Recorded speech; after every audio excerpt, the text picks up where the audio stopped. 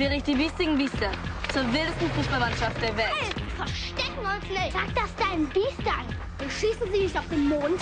Wir schießen euch sofort in die Hölle. In 4 Tagen. Bei uns. In der Natternhöhle. Leon, wir haben ein Spiel. Trommeln die anderen zusammen. Das sind deine Freunde. Ach ja, Fabi ist auch mal mein Freund gewesen. Und zwar mein Bester. Die wilden Kerle sind zurück. Alles ist gut. Nein, du Wildbild. Dafür lege ich meine Beine ins Feuer. Meine Seele und mein ganzes Herz. Wie bitte glaubt ihr, dass wir am schnellsten erwachsen werden? Indem wir brav zu Hause bleiben oder indem wir mit biestigen Biestern wissen?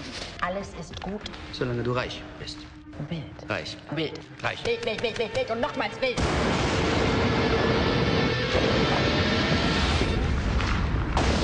Packt ihn euch.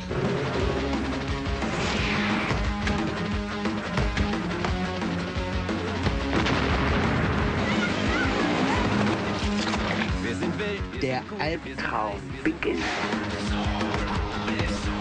Sie sind gut. Waren wir besser als heute und hier? Sie sind cool.